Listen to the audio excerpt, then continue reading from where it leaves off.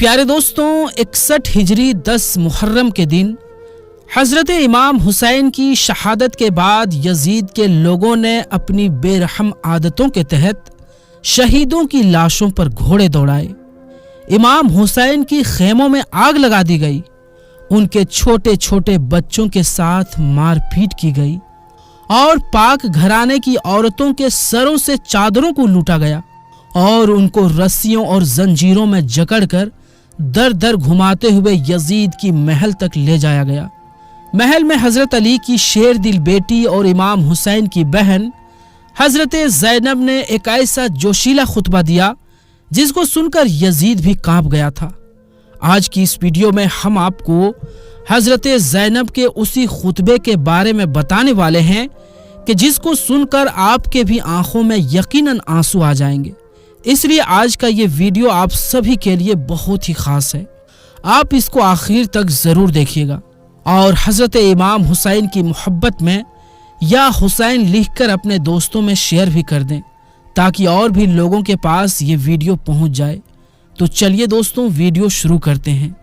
दोस्तों, हज़रत इमाम हुसैन की शहादत के बाद रसूलुल्लाह सल्लल्लाहु अलैहि वसल्लम की नवासियों को कैदी बनाकर यजीद के दरबार में ले जाया गया और वहां पर जब हजरत ज़ैनब की नज़र अपने भाई इमाम हुसैन के खून से रंगे सर पर पड़ी तो आपने अपने गमनाक आवाज़ में जो फरियाद की उसको सुनकर यजीद भी कांप गया और उस महल में मौजूद सारे लोगों की आंखों में आंसू आ गए।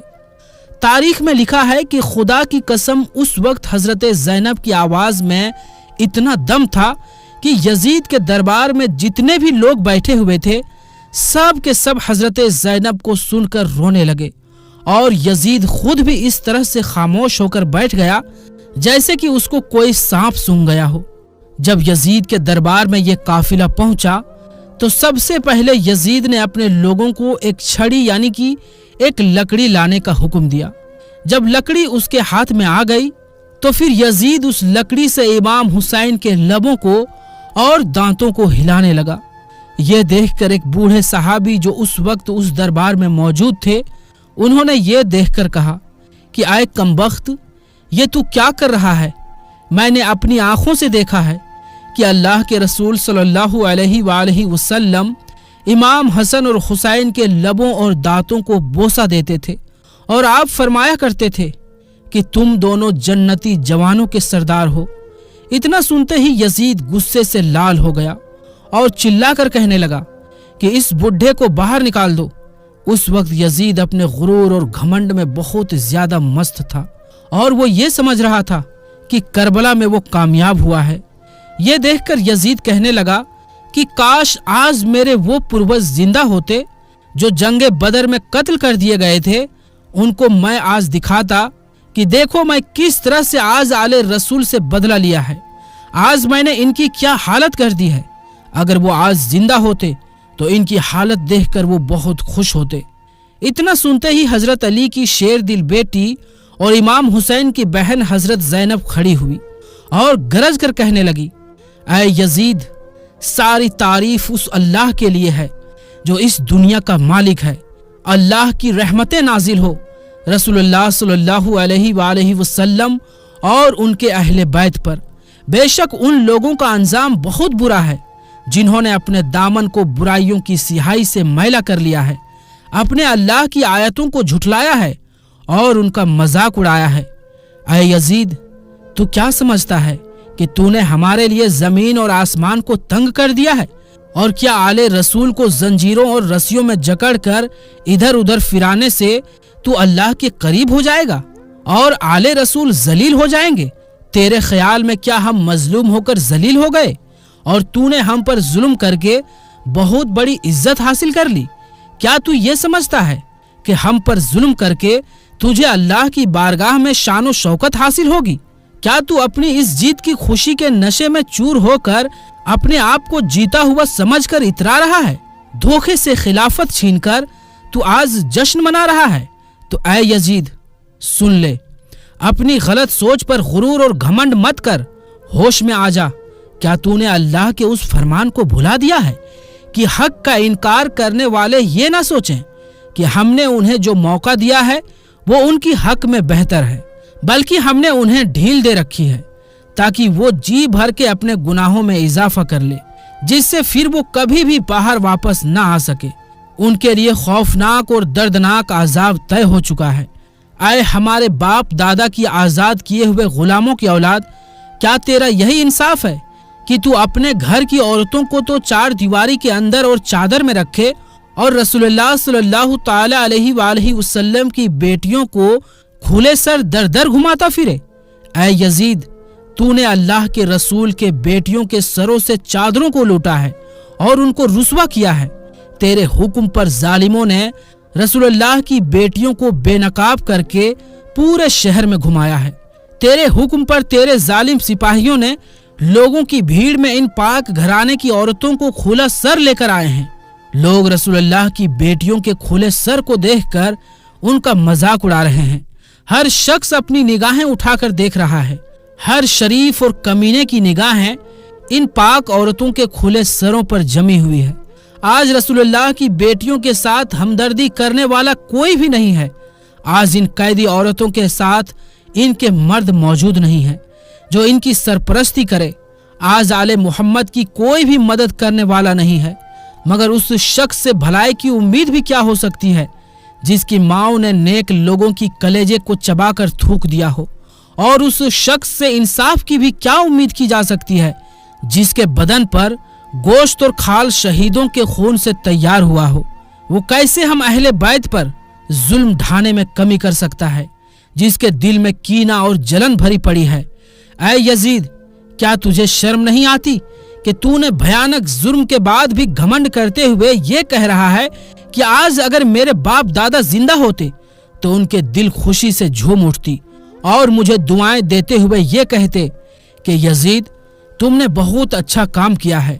اے یزید، کیا تجھے شرم نہیں آتی کہ تو جنت کے جوانوں کے سردار حسین ابن علی کے مبارک دانتوں پر چھڑی مار کر گستاخی کر رہا ہے؟ اے یزید، تو نے رسول اللہ کی اولاد کے خون سے اپنے ہاتھ رنگین کیے ہیں۔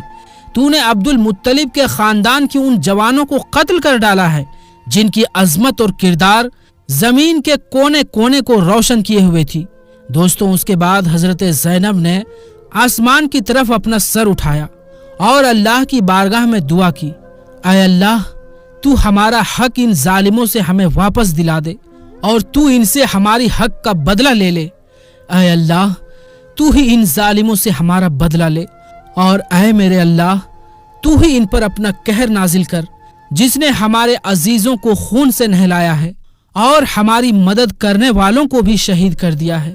اے یزید، تو نے یہ جو بھی ظلم کیا ہے وہ تو نے اپنے آپ پر کیا ہے۔ تو نے کسی اور کا نہیں بلکہ خود کا ہی گلا کاٹا ہے۔ تو اللہ کے رسول کے سامنے کل ایک مجرم بنا کر لایا جائے گا اور تجھ سے تیرے اس گھنونے جرم کے بارے میں پوچھا جائے گا کہ تو نے رسول اللہ کی اولاد کی ناحق خون کیوں بہایا ہے اور رسول اللہ کی بیٹیوں کو ادھر ادھر بھٹکانے پر کیوں مجبور کیا تھا۔ اے یزید، یاد رکھ، اللہ تجھ سے آل رسول کا بدلہ لے کر ان مظلوموں کا حق انہیں دلائے گا اور انہیں دلی سکون عطا کرے گا، اس لیے کہ خود اللہ کا فرمان ہے کہ جو لوگ اللہ کی راہ میں قتل کر دیے گئے انہیں مردہ مت سمجھو، بلکہ وہ ہمیشہ باقی رہنے والی زندگی پا چکے ہیں اور اللہ کے یہاں سے روزی حاصل کر رہے ہیں۔ اے یزید، یاد رکھ، یہ تو نے جو بھی ظلم آل محمد پر ڈھائے ہیں، ہم اللہ کی بارگاہ میں اس کی شکایت کریں گے اور حضرت جبرائیل اس کی گواہی دیں گے، جس کے بعد اللہ اپنے عدل اور انصاف کے بنا پر تجھے سخت عذاب میں گرفتار کر دے گا، اور یہی بات تیرے برے انجام کے لیے کافی ہے۔ اے یزید، یہ حالات کی مجبوری ہے کہ جو مجھے تجھ جیسے گھٹیا اور نیچ انسان سے مخاطب ہونا پڑ رہا ہے، لیکن یاد رکھ، میری نگاہ میں تو ایک نیچ اور گھٹیا انسان ہے، اور تجھ جیسی گھٹیا انسان سے بات کرنا بھی شریف لوگوں کی رسوائی ہے۔ تو چاہے میری اس حق بیانی کی وجہ سے مجھے ظلم کا نشانہ ہی کیوں نہ بنا دے، پھر بھی میں اسے ایک عظیم امتحان سمجھتے ہوئے صبر کروں گی، اور تیرا برا سلوک اور تیری بد زبانی میرے حوصلے اور صبر کو نہیں توڑ سکتی۔ اے یزید، اگر آج تو ہماری مظلومیت پر خوش ہو رہا ہے اور اسے اپنے دل کی ٹھنڈک کی وجہ سمجھ رہا ہے تو یاد رکھ جب قیامت کے دن اپنے اس گھٹیا عمل کی سزا پائے گا تو اس کو برداشت کرنا تیرے بس سے باہر ہوگا۔ اللہ عادل ہے، وہ اپنے بندوں پر جرم نہیں کرتا ہے، اور ہم اس کی بارگاہ میں اپنی مظلومیت کی دہائی دیتے ہوئے ہر حال میں اسے اپنی عدالت اور انصاف پر پورا بھروسہ کرتے ہیں۔ اے یزید، تو چاہے جتنی مکاری اور چھل کپٹ کر لے اور جتنی چاہے کوشش کر لے اور دیکھ لے، لیکن تو نہ ہماری یاد لوگوں کے دلوں سے مٹا سکتا ہے اور نہ ہی اللہ کے پیغام کو تو جھٹلا سکتا ہے۔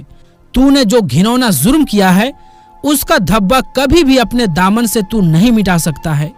یاد رکھ تیری حکومت بس کچھ ہی دن کی رہ گئی ہے، تیرے سارے ساتھی تیرا ساتھ چھوڑ دیں گے اور یہاں تک کہ تیری اولاد بھی تیرے اس حکومت پر نہیں تھوکے گی، پھر تیرے پاس پچھتاوے کے علاوہ کچھ بھی نہیں رہے گا، اور اس سمے بس ایک ہی آواز گونج رہی ہوگی کہ ان ظالموں کے اوپر اللہ کی لعنت ہو۔ ہم اللہ کی بارگاہ میں دعا کرتے ہیں کہ اللہ ہمارے شہیدوں کے ثواب کو اور بڑھائے اور ہم باقی بچے ہوئے لوگوں پر اپنا کرم فرمائے۔ بے شک اللہ کی رحمت نازل کرنے والا اور حقیقی مہربان ہے۔ ہمیں اللہ کی عنایت اور اس کے کرم کے علاوہ اور کچھ نہیں چاہیے، اور ہمیں کیول اسی پر بھروسہ ہے، اس لیے کہ اس سے بہتر اور کوئی سہارا نہیں۔ دوستو، حضرت زینب کا یہ خطبہ سن کر یزید کے دربار میں جتنے بھی لوگ شامل تھے سب کی آنکھوں میں آنسو آ گئے، اور یزید خود بھی اس طرح سے بیٹھ گیا جیسے کہ اس کو کسی سانپ نے سونگھ لیا ہو۔ تو پیارے دوستوں، آج کے لیے بس اتنا ہی۔ انشاءاللہ ملیں گے پھر کسی نئی ویڈیو کے ساتھ، تب تک کے لیے السلام علیکم، اللہ حافظ۔